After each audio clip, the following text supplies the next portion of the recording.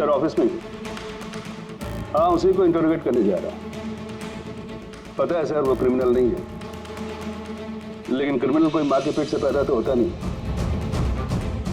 मजबूरी, हालात, लालच क्रिमिनल पैदा करते हैं। देखते हैं इसे किसने क्रिमिनल बनाया।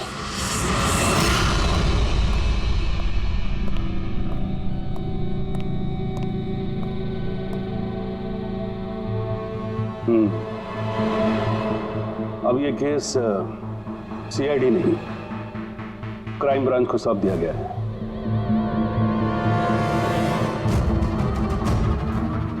अब भी सफाई में कुछ कहना चाहते हैं?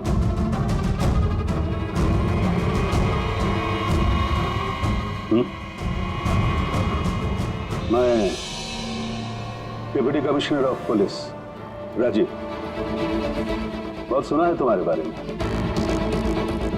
लेकिन कभी सोचा नहीं था इस हालत में मुलाकात होगी। मैंने भी बहुत सुना आपके बारे में सर। सुना है काफी सख्त ऑफिसर हैं आप।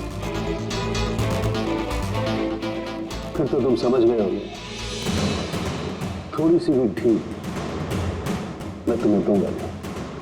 कानून सबके लिए बराबर होता है सर। अगर मैंने गुनाह किया है तो सजा का उतना ही हकदार हूं जितना कि कोई आम मुजरिम। विक्रांत को क्यों मारा तुमने? उसे मारने की कोई वजह नहीं थी मेरे पास। अच्छा,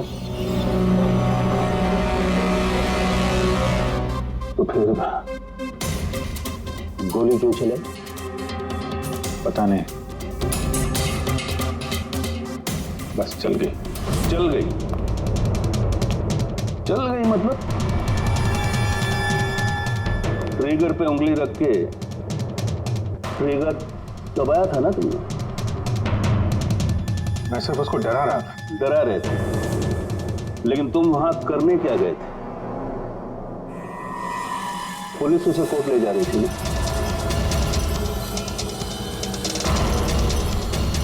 मेरे वहां होने की वजह जानने के लिए आपको सर मीरा और विक्रांत का इतिहास जानना होगा। बरसों से 36 का आंकड़ा चल रहा है हमारा। कई बार वो मेरे हाथ आते आते रह गया, लेकिन इस बार मैंने उसे पकड़ लिया।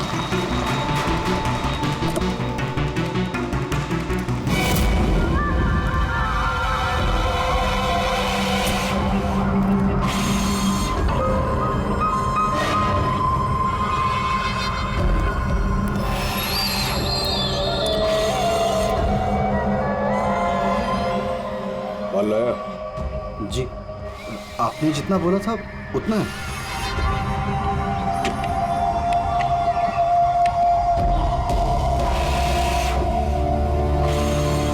गुड। अगला कंसाइनमेंट अगले महीने की 5 तारीख को। जी।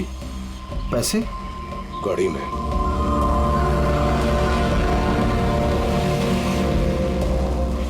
क्या बात है, इतना पसीना क्यों आ रहा है? पसीना? नहीं तो। जिस स्कूल में तुझे एडमिशन नहीं मिला था ना, उस स्कूल का हेडमास्टर था मैं। क्या छुपा रहा है? नहीं, कुछ भी नहीं।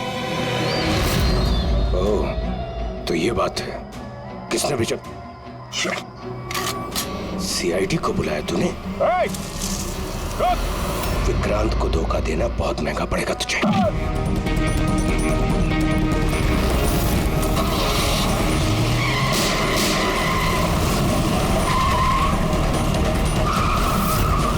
और इस तरह इस बार तुम उस तक पहुंच ही गए।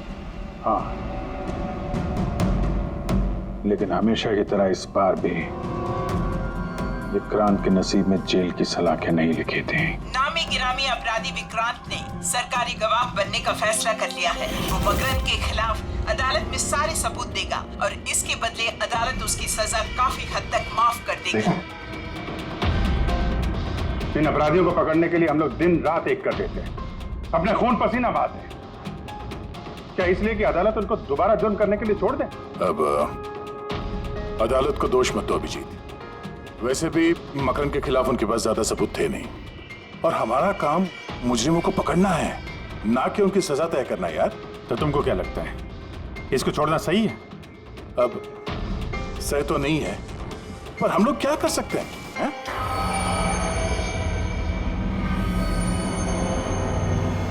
कर सकते हैं दया, बहुत कुछ कर सकते हैं। बहुत बड़े बड़े मुजरिम देखे हैं मैंने सर, पर ये विक्रांत कुछ अलग ही था। हर बार कुछ ना कुछ करके बच ही जाता। तो इस बार उसका बच निकलना तुम्हें मंजूर नहीं था, क्यों?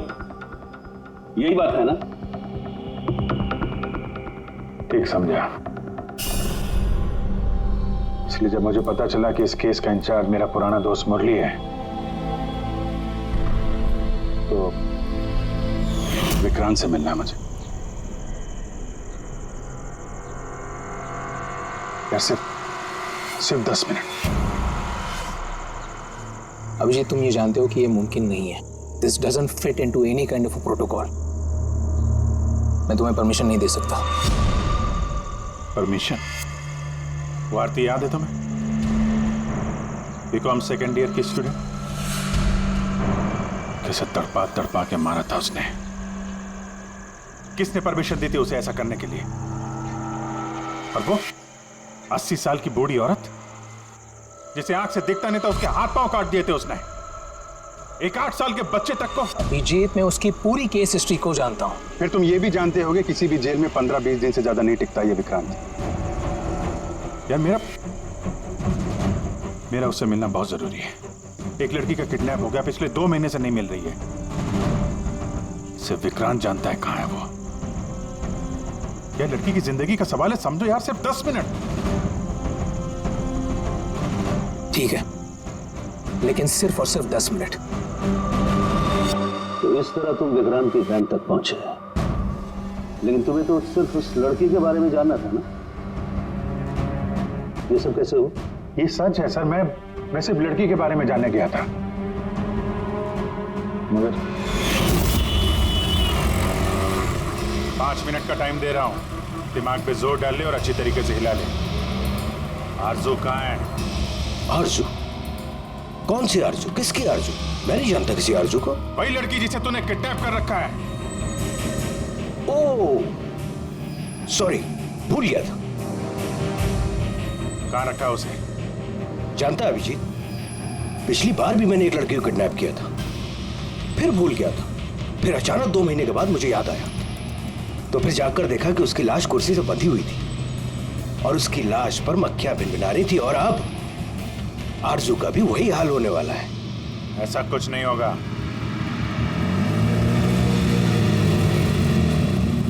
कहाँ है आरजू? हाँ, याद आया, मेरी जेब में, निकाल ले।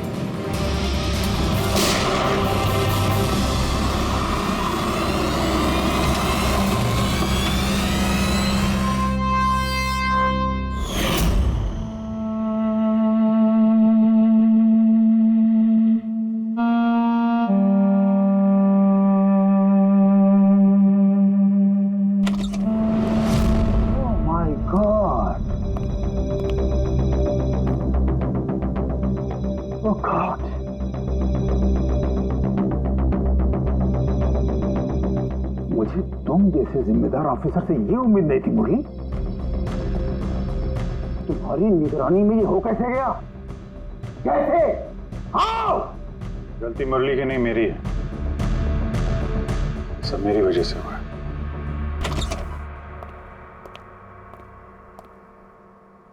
वाह वाह, क्यों एसपी साहब, बड़ा गर्व हो रहा होगा आपको। तो इतिहास में पहली बार किसी सीआईडी ऑफिसर के हाथों खून हुआ है, और वो भी एक सरकारी गवाह का। चैन साहब, आपको जो कुछ कहना है मुझे कहिए। अपराध मैंने किया है, तुमसे नहीं। एसीपी प्रद्युमन से ही बात करूंगा। क्योंकि अगर सीआईडी की नाक कटती है, फाइनली सारी जिम्मेदारी प्रद्युम्न के कंधे पर ही आती है। इसलिए तुमसे ही बात करूंगा।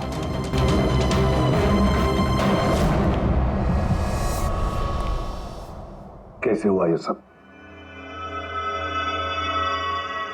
पता नहीं सर कैसे हो गया। मैं तो सिर्फ उसे गन दिखा के डरा रहा था सर। गोली चलाने का कोई इरादा नहीं था सर मेरा। अच्छा। तो तुम सिर्फ गन दिखा रहे थे, हाँ? और गन अपने आप चल गई। तुम सीआईडी ऑफिसर हो या कोई नौसिखिए? I mean amateur shooter. मैं पहला सवाल, तुम वहां गए थे जब कानून अपना काम कर रहा था, तो तुमसे किसने कहा था टांग अड़ाने के लिए? जैन जी प्लीज, आप जरा शांति से बात कीजिए। अभिजीत एक सीआईडी ऑफिसर है, कोई राह चलता आदमी नहीं। देखो, अभिजीत मेरे लिए सिर्फ और सिर्फ एक मुजरिम है, मकरंद की तरह। हाँ, वैसे कितने रुपए लिए तुमने मकरंद से विक्रांत को मारने के लिए?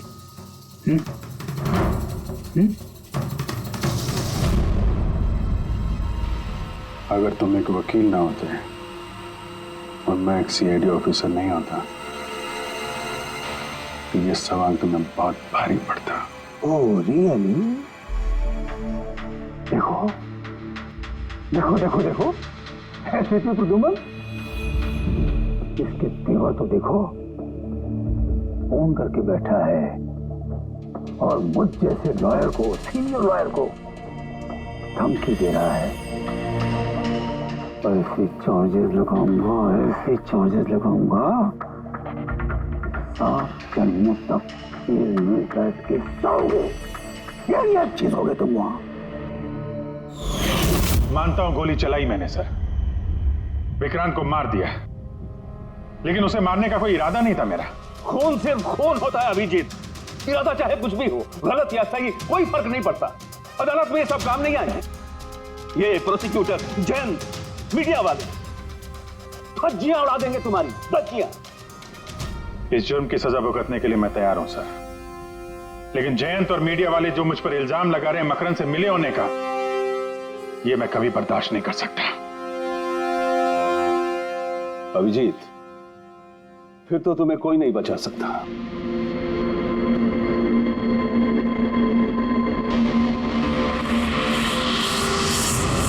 सारे सबूत और गवाह अभिजीत के खिलाफ है। यानी कोई उम्मीद नहीं है सर? कैसे उम्मीद दे? अभिजीत ने खुद कन्फेस किया है कि गोली उसी ने चलाई।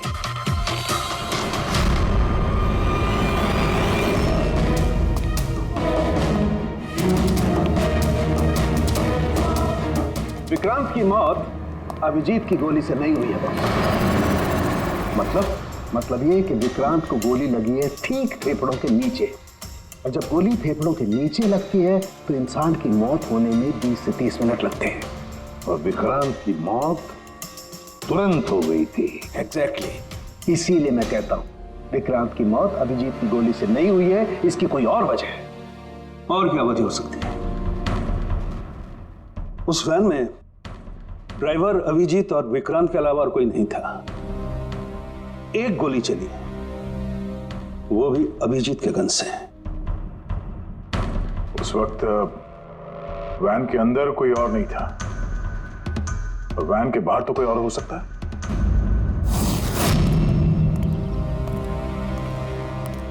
अभिजीत, उस वक्त गाड़ी के बाहर कोई था जिस वक्त गोली चली? नहीं, एक्चुअली पता नहीं, क्योंकि मेरा पूरा ध्यान तो विक्रांत पे था। अभिजीत, ठीक से याद करके बताओ, गोली चलने से पहले क्या हुआ था? कुछ अजीब हुआ था? कुछ भी?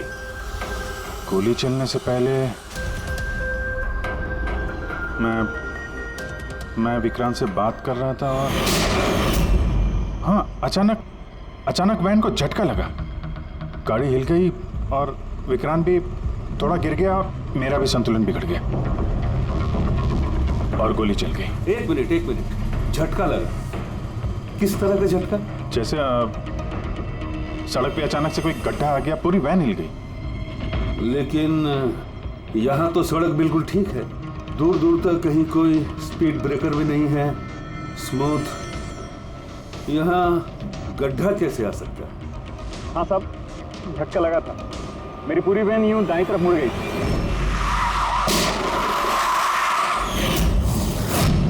स्टीयरिंग खुद ब खुद घूम गया? हाँ साहब। ये कैसे हो सकता है? साहब ये तो मुझे भी पता नहीं चला कैसे हो गया। इससे पहले कि मैं वैन को संभाल पाता, पीछे से गोली चलने की आवाज आ गई।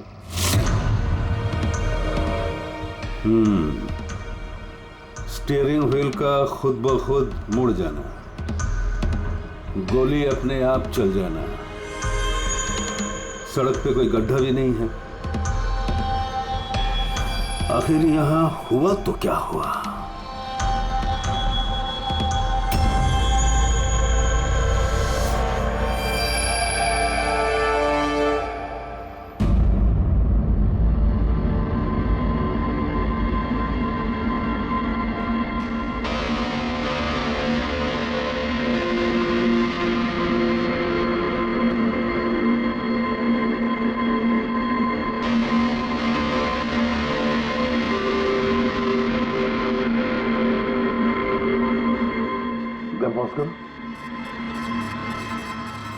ये देखो, जब ये हादसा हुआ तो ये काली एसयूवी, ये काली गाड़ी उस वैन के बगल में से पास हुई। मतलब सर, विक्रांत का खूनी शायद इसी गाड़ी में? हाँ, हो सकता है। सर, ये गाड़ी कहीं रुकी नहीं सर, ये सीधे सीधे चली गई और दूसरी गोली की आवाज भी नहीं आई। और एक बात नोटिस की तुम लोगों ने, 11:17 पर वो काली गाड़ी पास हुई वैन के बगल से, और एग्जैक्टली 11:17 पर विक्रांत की घड़ी भी बंद हो गई। हाँ सर, अभिजीत की घड़ी भी 11:17 को ही बंद हुई थी। हाँ? ये दोनों घड़ियों का एक साथ बंद होना और इस कार का ठीक 11:17 पे वहां से गुजरना, ये संजोग नहीं हो सकता। बिल्कुल सर, बिल्कुल सही कहा आपने, ये कोई संयोग हो ही नहीं सकता। जरूर कोई ना कोई राज छुपा है उस काले रंग के एसयूवी में, जो अभिजीत की बेगुनाही साबित करेगा। तो यहाँ इस फुटेज में इस गाड़ी का नंबर तो दिख नहीं रहा है। इस जगह से 5 किलोमीटर दूर सर टोल नाका है, वहां के सीसीटीवी फुटेज से शायद इस कार की डिटेल मिल जाए। हाँ।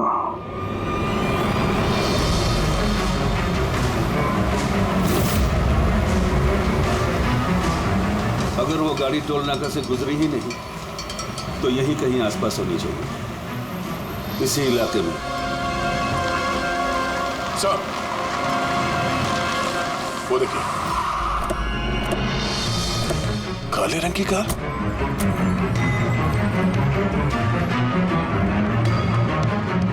Oh no. रेडी, जरा आगे चेक करो।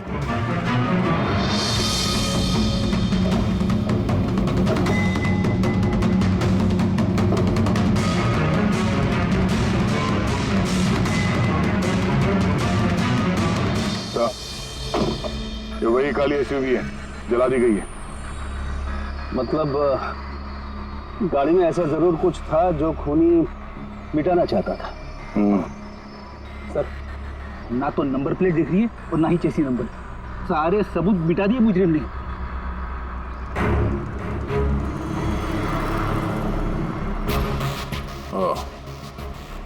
फिर एक काम करो, जरा आसपास पूछताछ करो, देखो किसी ने यहाँ पे कुछ देखा है क्या।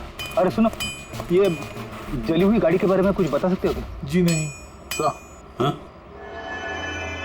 ये देखिए, सीट के नीचे ये डिवाइस पड़ा था। Electric device. आसान के क्या डिवाइस है, कुछ पता चला? हाँ बस, पता तो चल गया है, लेकिन इसे अच्छी तरह से समझाने के लिए मुझे एक डेमो देना पड़ेगा आप लोगों को। मान लीजिए कि ये विक्रांत है और हम इसे मारना चाहते हैं, लेकिन हम इसके करीब नहीं जा सकते हैं। तो फिर इसे कैसे मारा जाए? कैसे? डॉक्टर सालुंखे, हमें पता होता तो आपके पास क्यों आते? प्लीज आगे बताइए। हाँ, बताता हूं।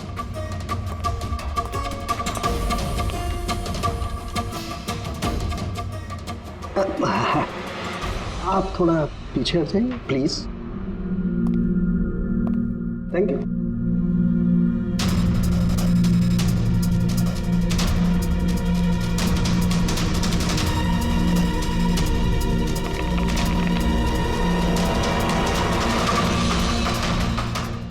देखा आपने, बॉस बिना नजदीक जाए इसे ऐसे मारा जा सकता है। ये आपने किया कैसे सर?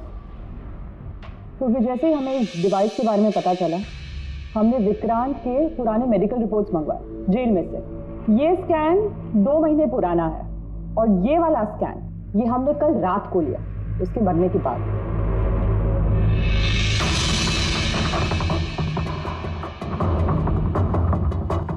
या सारंगी, इस पहले वाले स्कैन में एक छोटी सी चीज अटकी हुई है वहां उसके सिर में। वही चीज इस 2 महीने बाद वाले स्कैन में शिफ्ट हुई है, हिल गई है, पीछे आ गई है। और ये छोटी सी चीज एक शार्पनेल है बॉस, यानी गोली का छोटा सा टुकड़ा। और फिर ये शार्पनेल वहां से इस तरफ शिफ्ट हो गया, जिस वजह से विक्रांत की सबड्यूरल हेमेटोमा यानी ब्रेन ब्लीडिंग की वजह से मौत हो गई। पर ये शार्पनेल अपनी जगह से हिला कैसे? उसी डिवाइस की वजह से जो हमें जलती हुई गाड़ी में से मिला। तो गोलियों के टुकड़े को हिलाने का डिवाइस ही है? सिर्फ गोलियां नहीं रहा, इसने और भी बहुत सारी चीजें हिलाई, जैसे कि विक्रांत के हाथों की हथकड़ी, पुलिस वैन का स्टीयरिंग व्हील, दोनों के हाथ की घड़ी के कांटे, यहां तक कि अभिजीत की गन भी। मतलब लोहे की चीजें, तो जितनी भी लोहे की चीजें हैं वो हिल गई उस डिवाइस की वजह से। Exactly boss. और लोहे का सबसे बड़ा आशिक है मैग्नेट, चुंबक। बॉस, ये है वो चुंबक जिसके जरिए मैंने इसे उड़ाया। यानी उस काली वैन में भी एक ताकतवर लौ चुंबक था, जिसकी वजह से पूरी की पूरी वैन दाईं तरफ चली गई और अभिजीत की मेटल की गन वो भी अपने आप चल गई। हाँ, और विक्रांत के सिर में जो अटका हुआ शार्पनेल का टुकड़ा है वो भी शिफ्ट हुआ। सर, इतनी प्लानिंग के साथ तो वही मार सकता है जिसे शार्पनेल के बारे में पहले से पता था, उसका कोई करीबी। मकरंद। मकरंद मतलब अभिजीत सर बेगुनाह? No, not at all. इतनी जल्दी किसी नतीजे पे पहुंचना ठीक नहीं होगा। मकरंद के खिलाफ जब तक हमको पक्का सबूत न मिल जाए, कानून की नजर में अभिजीत ही दोषी है। मकरंद के खिलाफ सबूत तो वही देगा ना जो विक्रांत के सेफ हाउस के बारे में जानता था, वरना मकरंद को कैसे पता कि विक्रांत किस रास्ते से कोर्ट पहुंचेगा। और विक्रांत की खुफिया जानकारी सिर्फ मुरली और उसके बाकी साथियों के पास थी। आप लोग ऐसा सोच भी कैसे सकते हो सर कि हम में से कोई गद्दारी कर सकता है? जितने ईमानदार आप लोग हैं ना, उतने ईमानदार हम लोग भी हैं। विक्रांत को कहां और कौन से सेफ हाउस में रखा गया था ये सिर्फ आप लोग जानते थे और कोई नहीं। ये सच है ना? हाँ सर, नहीं पता थी। यहाँ तक हमारे घर वालों को पता नहीं थी, तो फिर हम बाहर वालों पे क्यों इल्जाम लगाएंगे? शायद पैसों के लिए किसी ने मकरंद को यह जानकारी दी हो। प्लीज साहब, हम भी पुलिस वाले हैं, जान की बाजी हम भी लगाते हैं। आप इस तरह इंफॉर्मेशन कहीं ना कहीं से तो लीक हुई है मुरली।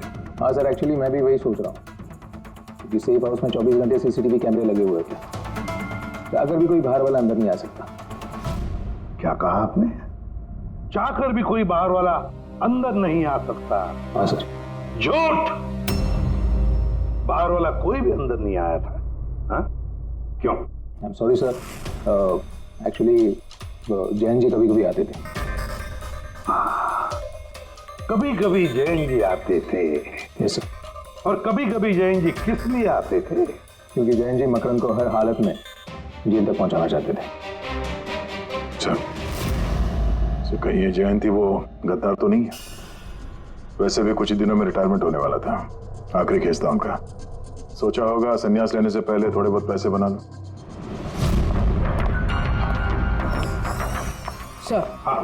सर वाकई जयंत ने काफी पैसे बनाए। अभी 10 दिन पहले इसने पुणे में 10 करोड़ का फार्म हाउस खरीदा है। क्या? हाँ सर, ये रहे उस पार्टी के फोटोग्राफ।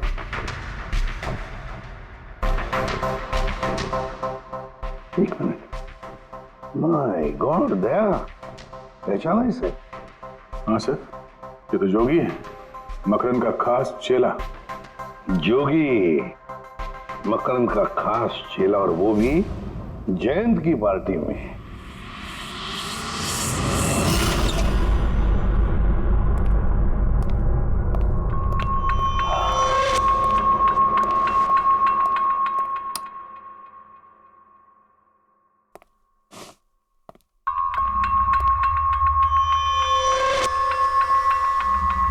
तुम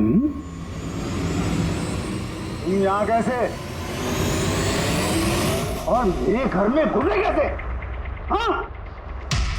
मुजरिमों को उनके बिल से निकालने के लिए बिल के अंदर तो घुसना ही पड़ता है जैन साहब।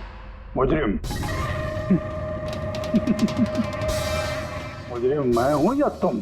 मैं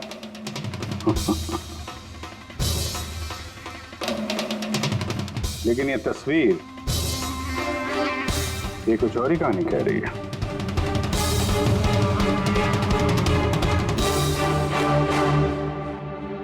नो, आई डोंट नो, मैं नहीं जानता। नहीं जानते? कमाल है, बहुत भोलेपन का नाटक कर रहे हो जैन साहब। मकरन के पैसों से ये फार्म हाउस खरीद लिया और अब उसके चेले जोगी को पहचानने से भी इनकार कर रहे हो। What nonsense! कौन जोगी? कैसा जोगी? मैं किसी जोगी वोगी को नहीं जानता। अगर नहीं जानते तो ये जोगी तुम्हारी पार्टी में क्या कर रहा था? देखो, मेरी पार्टी में 400 से ज्यादा लोग आए थे। अब मैं हर एक को तो नहीं पहचानता ना। और रहा सवाल मेरे फार्म हाउस का, तो मेरी जिंदगी भर की खून पसीने की कमाई है, समझे? मकरन की बात कर रहे हो ना तुम? वो देखो, उस केस में उसके खिलाफ सारे सबूत मौजूद हैं। विक्रांत ने मरने से पहले मुझे सारे सबूत सौंप दिए थे। मकरन को तो मैं फांसी पर लटकाऊंगा और साथ में तुम्हें भी। लाइट हो क्या हुआ? इस तो आना हुआ क्या लाइट को?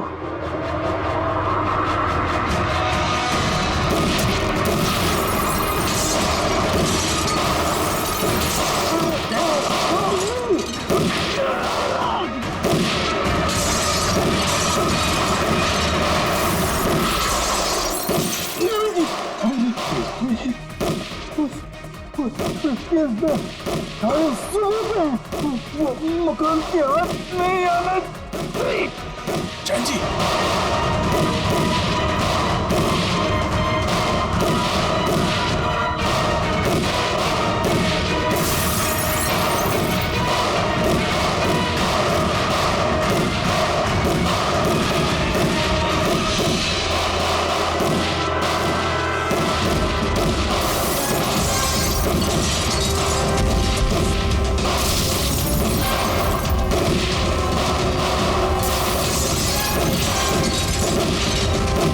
कमाल कर दी तुमने अभिजीत, वाकई कमाल कर दी। सर, पूरी मीडिया तुम्हारी जान के पीछे पड़ी है, अब तो उनको लॉटरी लग गई।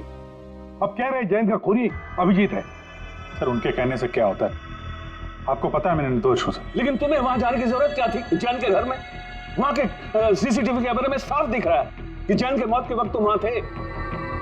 अब सिर्फ इतना ही नहीं, अब तो पूरी सीआईडी टीम पर इल्जाम लगा रहे हैं कि हम तुम्हें बचाने की कोशिश कर रहे हैं। इल्जाम तो लगेगा ही ना प्रद्युमन। जयंत मकरन के खिलाफ नया सबूत पेश करने वाला था अदालत में, और ठीक एक दिन पहले उसकी मौत हो गई। हाँ, लेकिन वो सबूत मुजरिमों के हाथ नहीं लगा सर। मैं लेके आया।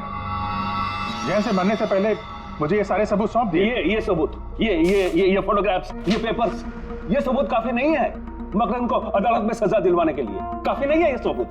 तो पेन ड्राइव? वो पेन ड्राइव से कुछ पता चल सकता है ना? हाँ, अभिजीत, ये पेन ड्राइव पासवर्ड मांग रही है। जयंत ने मरने से पहले पासवर्ड वगैरह बताया था? नहीं सर, इसके पहले वो कुछ बोल पाते उन्होंने दम तोड़ दिया था। अरे यार,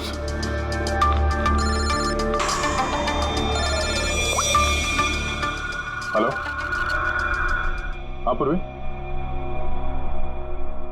अच्छा, ओके ठीक है। अच्छा, पता चल गया जोगी को जैन जी की पार्टी में कौन लेके गया था? कौन लेके गया था?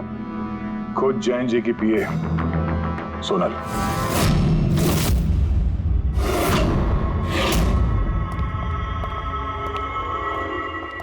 सर ये सब?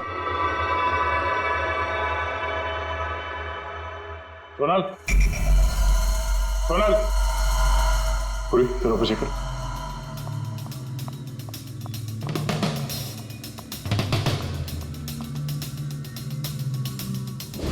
सोनल,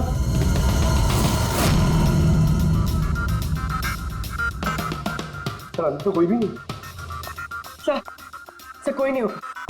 तो सोनल गई कहाँ?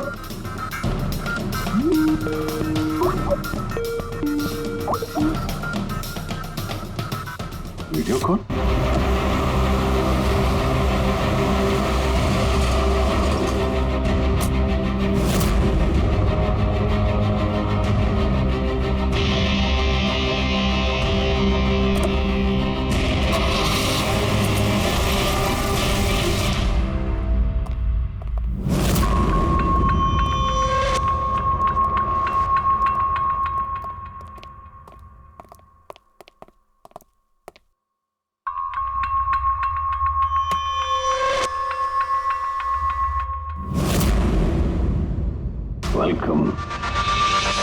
वेलकम अभिजीत।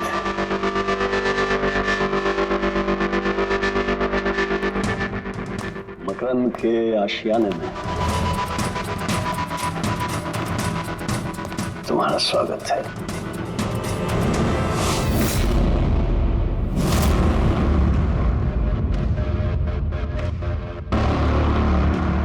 सबूत इधर है बॉस।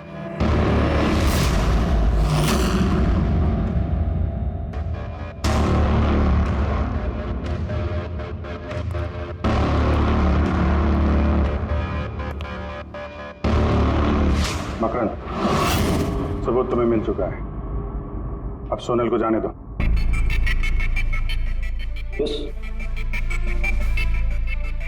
वैसे भी वो कहते हैं ना कि मरने वाले की अंतिम इच्छा अधूरी नहीं रहनी चाहिए।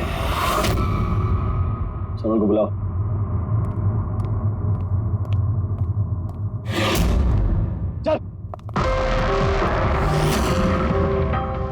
सर आप?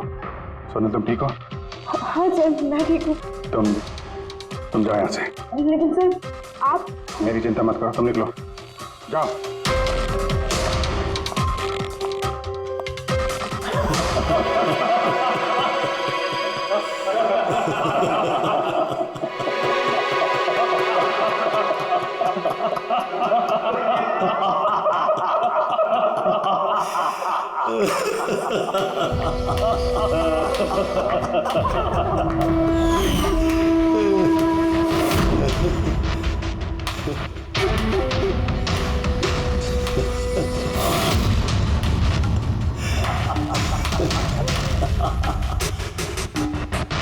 सोनल, तुम भी मानते हो ना मेरे दिमाग को? तुम सीआईडी वालों को भी मैंने चकमा दे दिया।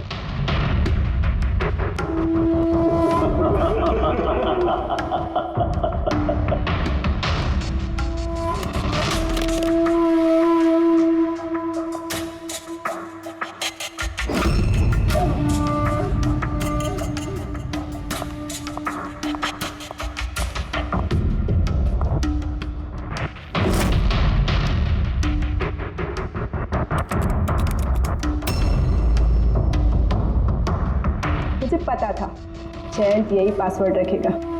मकरम will die. Now, stop conversation. Start the operation.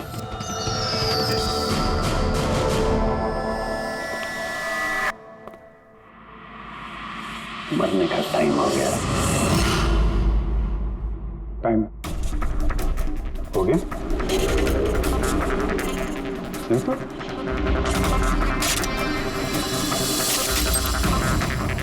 ओहो, मैग्नेट।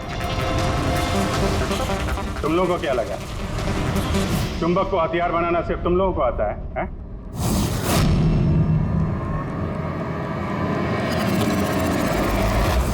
इस ब्रीफकेस में वैसा ही चुंबक है जैसा तुम लोगों ने उस गाड़ी में लगाया था विक्रांत को मारने के लिए। मकरंद, खेल खत्म तुम्हारा।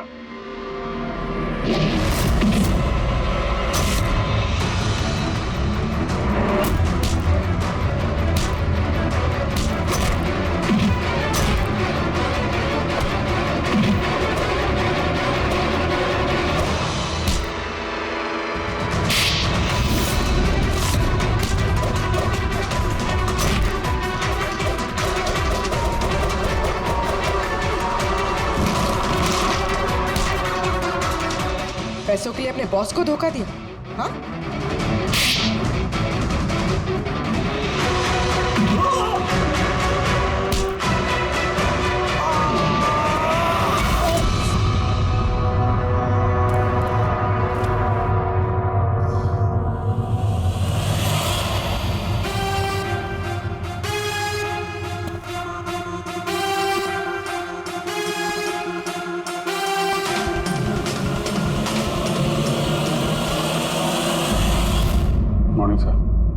कॉन्ग्रेचुलेशन अभिजीत, फाइनली तुम पर लगे सारे इल्जाम आज धुल ही गए और एक बार फिर उसी गर्व के साथ तुम सीआईडी की ड्यूटी ज्वाइन कर सकते हो।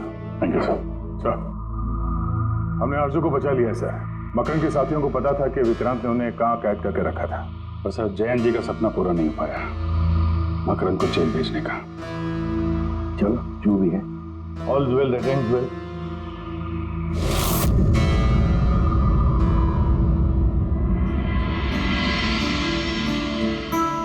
संभालो अपनी अमानत को।